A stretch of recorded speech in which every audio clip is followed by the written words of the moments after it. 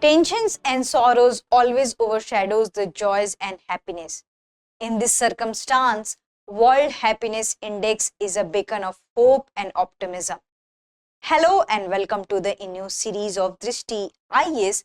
I am Ritu and today's session is about World Happiness Report 2025, and this session is important for your GES 3 perspective. So moving towards the points of discussion part. So first of all, we are going to discuss the news. Then we are going to discuss about the International Day of Happiness. Then we are going to discuss about the highlights of the report. And then we are going to analyze all the situation in the context of India. Here we'll get to know that what is the rank of India into this report. And then we are going to discuss about the practice question for prelims. Before that, you have to like, share and subscribe to this TIS channel. Moving towards the news part. So the news is that for the 8th consecutive time, Finland has topped the list of World Happiness Report and Finland stood first. In this thing, it is very much important to know the position of the other countries, especially the powerful countries like the US, UK, Israel, Palestine, who are the conflict-ridden countries that where they stand. So this is very important thing to be discussed, because in the daily life hustle, we always forget our happiness, and happiness has a great impact on our health, great impact on our economic well-being. So this is very much important to be discussed. Now we are going to discuss about the Drishti IAS in Noida. As you already know that Drishti IAS is also in the Noida, and we have ISGS foundation course available in both the medium. So we have English medium and we have also Hindi medium. These are the details of the English medium and Hindi medium. So do check the details. And if you want to know more information about such classes, you can call on to the number 87501. Also, if you want to visit our offline center, this is our address: C171/2 Block A, Sector 15, Noida, and nearest metro station is Noida Sector 15. So coming to the discussion part. So the discussion is about International Day of Happiness. So today is the 20th March, and on this day there is an International Day of Happiness. So when we had started celebrating this day, so in 2012 adopting, this is done by the UN. So UN has adopted the 66/281 resolution and declared March 20th as International Day of Happiness. And is by this UN has created a, what you can say, priority, happiness as a priority, and happiness is a fundamental goal and fundamental human right. So we must prioritize happiness over other things.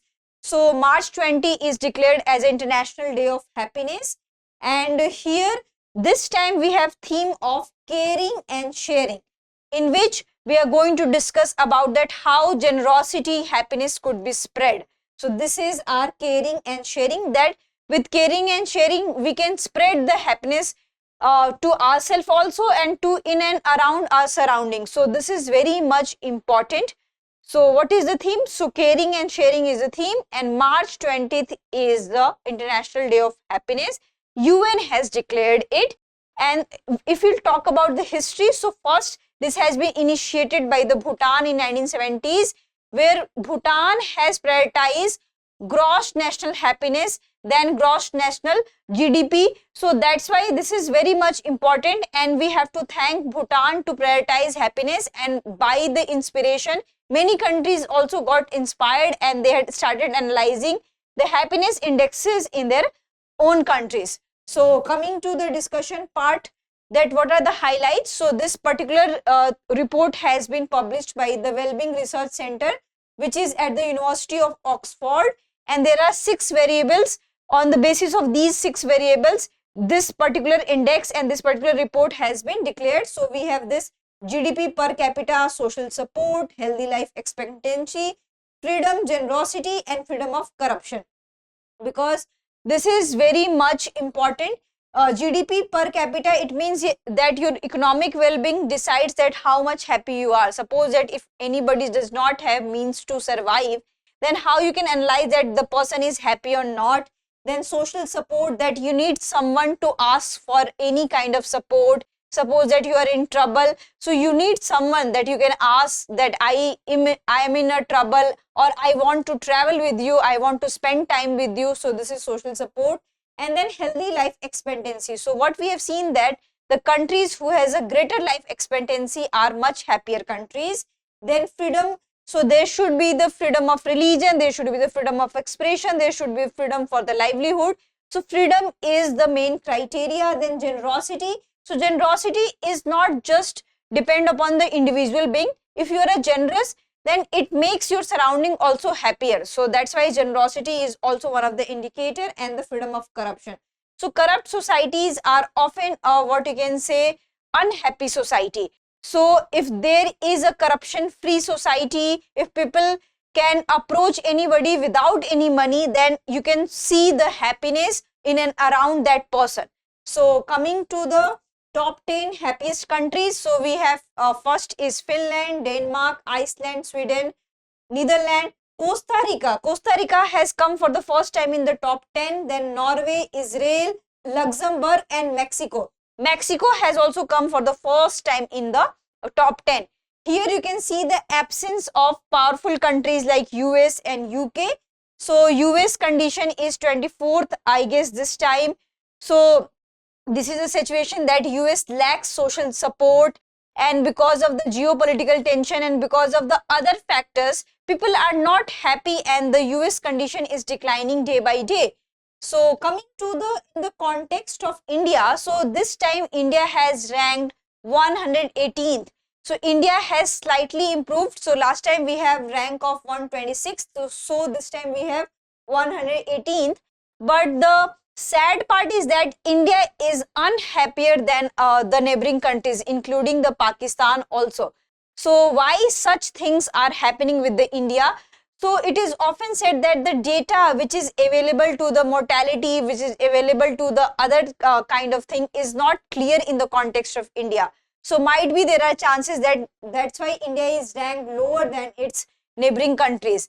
And if you want to ask about the Israel, Ukraine, because these are the conflict-ridden country, but still their position is better than India and many other countries because their economic well-being is fine, because they are not constantly battling over the generosity, social support, then corruption also. So that's why their what you can say comparatively the inner circle of their country is good. So that's why their rank is fine. So now we are going to discuss about the practice question for prelims. So this is our practice question. Which two new countries entered the top 10 list of the happiest countries in the 2025 report? Canada and Australia, Germany and France, Costa Rica and Mexico, Japan and South Korea. This is very easy one, we had already discussed. So you can answer into the comment section. And before wrapping this discussion, what would be the conclusion of this discussion? So the conclusion of this discussion is that happiness matters and everything is interrelated to the happiness.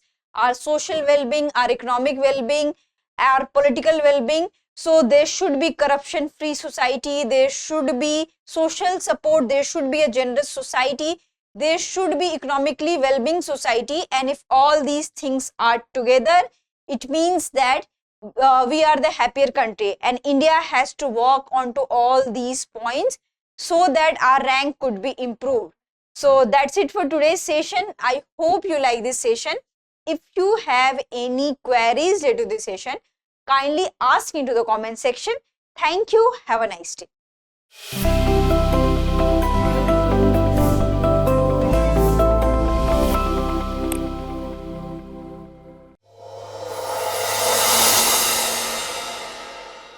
For more informative content, like, share and subscribe, and do not forget to press the bell icon to get the notifications.